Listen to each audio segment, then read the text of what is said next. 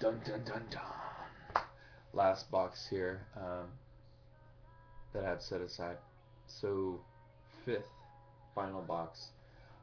Save the best for last. Basically, this is the R&D box. So you're gonna see some pretty cool things. Um, no secrets spilled out. Sorry, guys.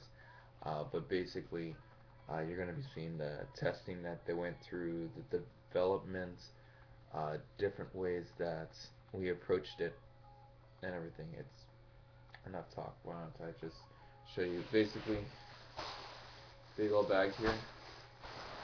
This is filled with a whole bunch of black and white laces. These were all actually too short for normal production. These were under 3 feet long, so we use these for all of our R&D tests. Black and white, so we can see the different contrast with dark colors and on light colors. That's good stuff. So we reinforce a few of those laces, cut them up into sections, and then test each section till failure. Basically, this is the box we keep our stuff in. First is I have this. Basically a little journal of R&D.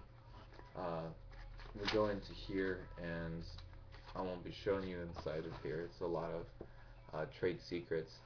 It says right here on the front page, this is Jason Huey's personal log of all research and development relating to the formulas used in and on Scoff skate laces and shoelaces in general. February 14th, 2010. Signed by myself. First page goes over the different types of formulas we'll be testing. There's 1, 2, 3, 4, 5, 6, 7, 8 different formulas to test, and you have light, normal, and heavy tests that we're going to be running each formula through across a variety of tests. Second page goes on to describe in all tests I use black and white shoelace to show the difference in contrast with light and dark colors. Test structure and the abuse that each one of these formulas went through was abrasion. A 1 to 2 inch section of the lace is dragged 18 inches across a sheet of Jessup grip with about 3 pounds of pressure. This was to simulate your ollie, your flip tricks, any amount of pressure applied to your lace while skating. And 3 pounds is considerably more than what the impact that your shoe has against the lace or your shoe has against the board while flicking it. Next was a cut and pull test. Cut the lace down the middle and try to pull it apart. So basically we would take the normal lace, cut it down the middle, about an inch or so, and then rip it and see how well the format actually holds the threads together to see how tear resistant it is. Next was heat abuse. We would place a flame torch 1 inch below the lace and keep it there till the lace fails. This is something we found out with our laces is they tend to be heat resistant compared to normal shoelaces that are made from polyester. Polyester has a fill rate about 200, 220 degrees before it combusts. Then dirt. We started getting into this a lot because we had some nurse footwear companies that were interested in our shoelaces, so we wanted to make sure it was clean, easy to clean, didn't attract much dirt. Basically, it says here, lace is thrown into dry dirt and dust, stepped on and rolled around in dirt to see how much the lace attracts, absorbs, or deflects. So basically, we have a whole bunch of different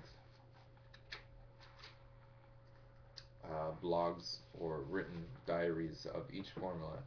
And it goes, I'll go over one here with you guys. It's the DDS formula, Dirt Denial System. We were developing this actually for the nurse footwear shoelaces. I know it's a bit out of skateboarding realm, but it says formula is an antique off-white color, has a thick consistency to it, and is water-based. The laces are taking a particular long time to dry under air-dry conditions. After 6 to 8 hours, they are still letting off odor. Samples have been labeled and placed into their bag. Light. Sample 1 was worn away halfway after 58 strikes. This is talking about the abrasion test. Sample 2 lasted only 43 strikes before it completely broke. So sample one was a lot stronger, and sometimes there's a lot of inconsistencies when reinforcing these things, because if one area of the lace doesn't absorb as much as another part, it could make one part of the lace extremely stronger, or one part of the lace not as strong. And that was some of the problems we had when manufacturing the shoelaces, which is why we had to change the process so many times to make it actually consistent. On the cut and pull test, it's a very minimum tear. There was a small section on the back of the black lace without a whole treatment, therefore a little discrepancy there. Heat abuse on the light test. Uh, First sample started showing signs around 17 seconds of bubbling and burst into flames at 23 seconds. Second sample, the white one, was much more resistant, didn't start bubbling until about 44 seconds, and at 54 it was in flames. So, and it goes on and on like that. I'll show you what's actually in this box now. Sheet adjusted grip tape that we use to test the abrasion test for all the laces on.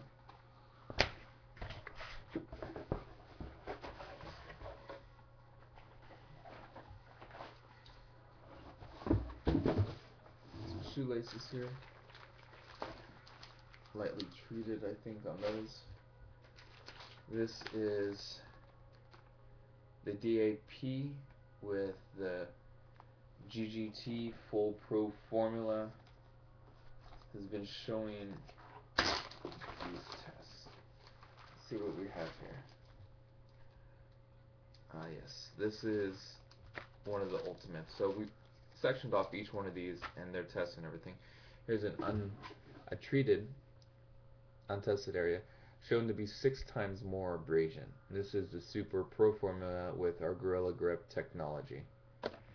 Right here's the abrasion resistance. And we kept all of our samples in bags so we can always refer back to them. Each one is clearly labeled. This was the abrasion test. You can see where it was abrased away. It's still super nice and smooth. Minimum to no fraying at all. Pull those back a little bit.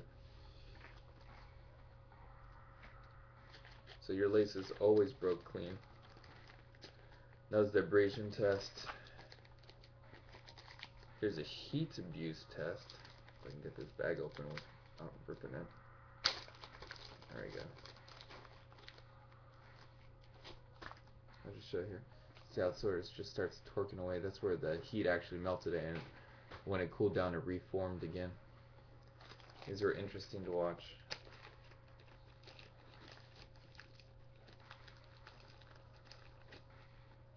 This was a specific type of the standard formula. These ones are. And here's the cut and pull test I was telling you guys about.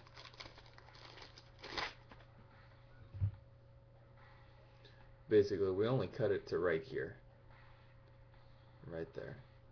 And grab the edges and actually let's try it some more. There we go. You see, laces stayed straight. Has that V look, just a whole few different straggler laces in between there that came apart.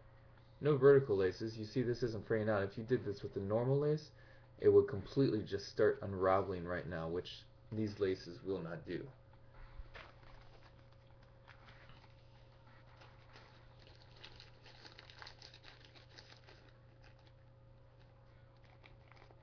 So that was that one specific test. We also have a whole bunch of other cut and pull tests from different formulas, and other tests for medium, heavy application, light application. These are the ones that have all been treated but have not quite been tested yet to see where they stand. Here's part of that super lace again, 6 times abrasion resistance. See how stiff that is.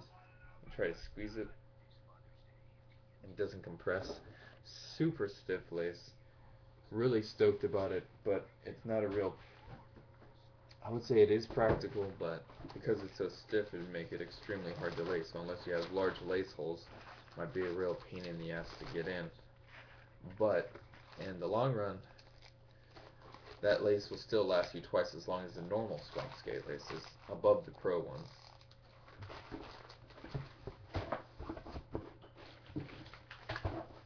So that's pretty badass, I thought. Alright, and besides this, oh, I love this comparison. Alright, this was Ruben Mejeras. We used this actually in an ad, the same exact lace. This is to show the core, how we can reinforce the core now with the new diamond application process. Basically, let me show you a normal lace right here. We took a 1-2 inch section of the lace, cut off the edge of it, and just see if the stuffing, if the polyester fiber inside was still intact or everything. So this is just a normal lace, normal oval lace. And this is just barely cutting the edge. This is the polyester fiber, it's just coming out. And you try to open it up. You see, there it is. It's just a whole bunch of loose threads in there. And even the sides are starting to come off. It's really easy. It's just basically falling apart, and that's what you skate with every day. You come to the Scoff lace. Here it is. Open it up. If I can open it up, see, it's nice and stiff. Look at that. Polyester fiber. Not been messed with. Completely stays together. It's not like these, the inner of this core has just barely been treated by the formula. That's how well the compression has gone into this lace and actually treated the core, not so where it's as fused in like a shield, like its outer shell, but it allows, that means that when you come to actually shred through this lace, not only will the outer core of it not fray, but the inside of it isn't going to turn into this mess and start getting all over the place. So we weren't just creating a stronger shoelace, creating a better looking shoelace that didn't actually look like shit after you were skating it and got halfway done shredding it. That's some of the best stuff about the Scoff laces. And last, notes, in-depth notes on preliminary tests on Ruben's pro laces, his signature shoelaces. In-depth paragraphs on how the mixture was mixed up, how the laces were applied to the formula, how they were treated afterwards, what type of treatment was used to dry them out, just very detailed into exactly how these laces were going to react. This was research for the new Pro formula before we actually released it. And since it was approved and set out, it looked good through all of our R&D. Ruben Nahara approved the final lace product. That's after, a few months after that is when we started applying the Pro formula to actual normal styled shoelaces, not just Ruben's signature lace. So it was a huge leap in advancement in technology for shoelaces, and especially for Scoff skateboarding. So I hope I didn't bore you guys. I know it's just geeking out, a lot of geeky, crazy stuff right there, and it's only shoelaces. So it's crazy to think of that. So much technology just into a shoelace. Who does that? Anyways, I'm sure you guys are sick and tired of seeing my face on here, so peace out. Again, leave a comment, anything, subscribe. I might post some videos on here later concerning more stuff about Scoff if you guys are interested enough. So take care. Make sure to tell your dads Happy Father's Day, and have a good night. Peace out.